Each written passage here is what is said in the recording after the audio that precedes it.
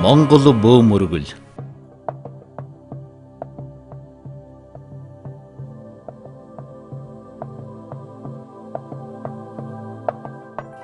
Археологчид бөө мөргөлийг хүн төрөлхтний хамгийн эртний шүтлэг бишрэл болохыг хадны сүг зураг, буган чулуун хөшөө, булш бунхны олдвор зэрэг баримтаар нотолдог. Монгол нутагт аж төрж байсан эртний нүүдэлчид бөө мөргөлтэй байсныг гэрчлэх археологийн баримт олдсоор байгаа бөгөөд хамгийн эртнийх нь хүрлийн үеийн буган чулуун хөшөөнүүд юм. Түүнээс хойш Монголын өвөг дээдэс улсанд түүхэн дэх олон ард түмнүүд бөө мөргөлтэй байсан тухай мэдээсэлтэй түүхэн бичиг судар тэмдэглэгдэн үлдсэн зүйл нилээд бай. Монголын их гүрний үед монголчууд төрийн төвшөндөө хүрсэн бөө мөргөлтэй байсан тухай Монголын нууц товчоон тодорхой тэмдэглэсэн байдаг.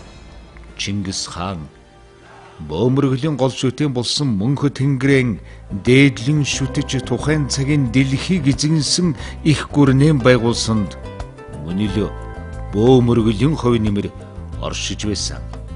Харин түүнээс хойш 14-р зуунд Чингис хааны ач хувилаа Сэцэн хааны үеэс Монголд буддын шашин төрийн хэмжээнд дэлгэж улмаар 16-р зуунд 1507-оос 1582 дугаар онд Төмөдийн Алтан хааны үеэс хүчтэй дэлгэрч бөө мөргөлтэй тэрсэлдэх болсон.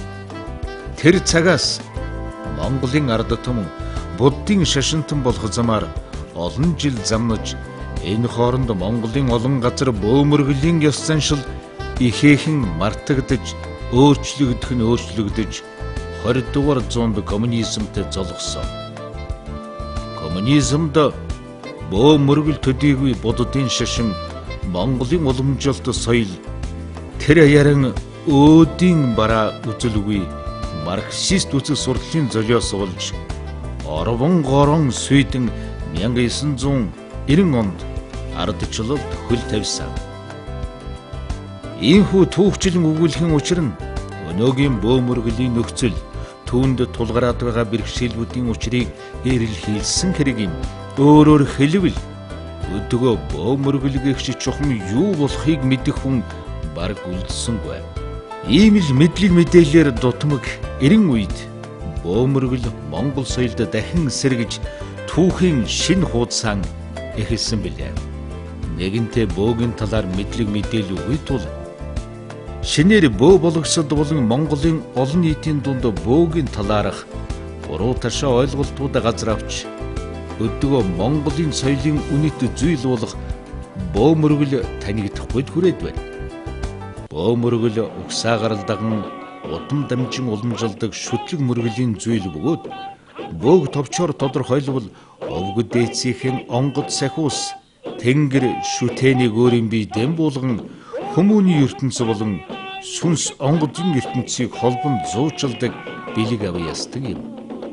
Бөө болох хүнийг тэнгэрийн тамгатай төрдгөө гэх бөгөөд энэ бол анх төрөхдөө түүний сүнсийг тусгайлан сонгож бөө болгохоор нарт ертөнцид илгээсэн гэсэн санаа байхаас гадна ерөнхийдэн онгод тэнгэрийн улаа чам болгохоор сонгож авсан хүн гэсэн утга байдаг. Нэгэнтээ бөө болохоор сонгогдсон хүнд өвдөж зовох, ажил үйл бүтэл үйтэх, сэтгэл мэдрэл тавгуйтан хий юм үзэгдэж сонсогдох зэрэг шинж тэмдэг илэрх бөгөөд үүнийг бөөгийн өвчин гэдэг. Энэ үед бөө хүнд хандан учир юуг нь лавлаж хэрвээ онгод наалдан шахаанд орсон байвал даруй онгод тэнгэртэй нь холбож өгөх багшлах бөө сонгон хуйг хувтас хэц хэнгэрэг эдлэл хэрэглэл төхөөрөн хөхнөгөө цухиж хөхөөшөв донгодох хаврын өрийн цаг эхэлмэгц угаан барьж боовуулах зан үйлд шамдан ордог. Ингээд олны төлөө сайн сайхан нэг бүтээж элдэв муу зүйл үлдэхгүй хэмээн онгод тэнгэртэн тангараг тавьж бөөгийн цагаан зам мөрөм барлаж эхлэх учиртай.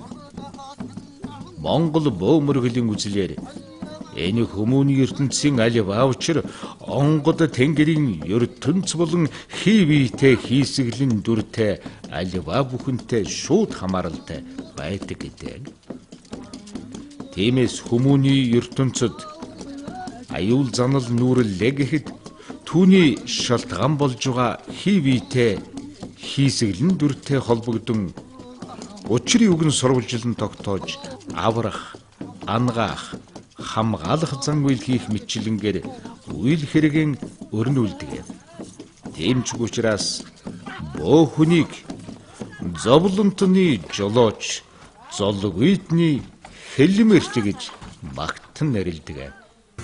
Ийхүү бөөмөргөл шашин шүтлэгийн зүйл байхаас гадна Монгол соёлын бит болон бит бус өвийн олон хэлбэрийг агуулж байдаг соёлын цогцлбор юм.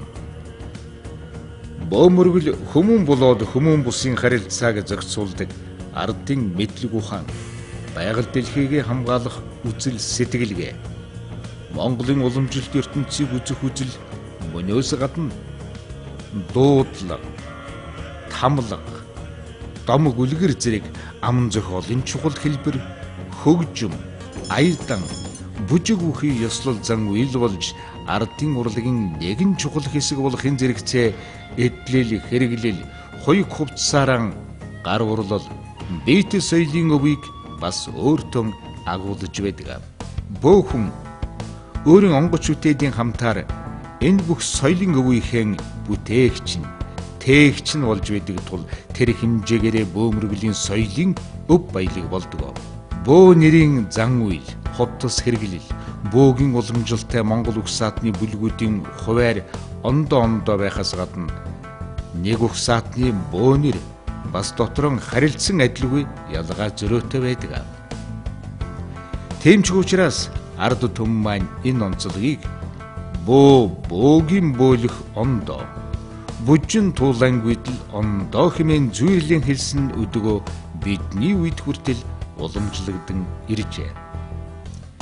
1990 оноос хойш тэдний онцлогийг тусгасан халх, дархад, буряд, хотгойд, өөлд, баяд, дөрвүүд, торгууд, дариган, сартуул, урянхай, туваа зэрэг болон Монгол уг саатны бөөмөргөл сэргээд байгаа бөгөөд албан болон албан бус бүртгэл мэдээллийн сан үгүй тул одоогоор хэдэн бөө өөр ямар уг саатны бүлгүүдээс додроод байгаа мэтлэнгийн нарийн мэдээлэл үгүй байна.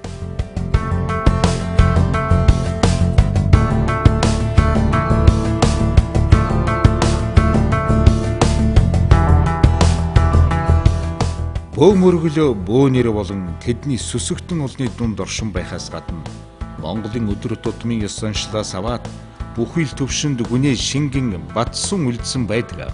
Энэ онцлогоор нь бөөмөрглийг товчхоноор Монголын соёлын үнэт зүйл гэж үнэлэн тодорхойлж болно. Учир нь бөөмөргөл бол Монголын соёлын агуулга бөгөөд утгаснааны гол тээгч юм.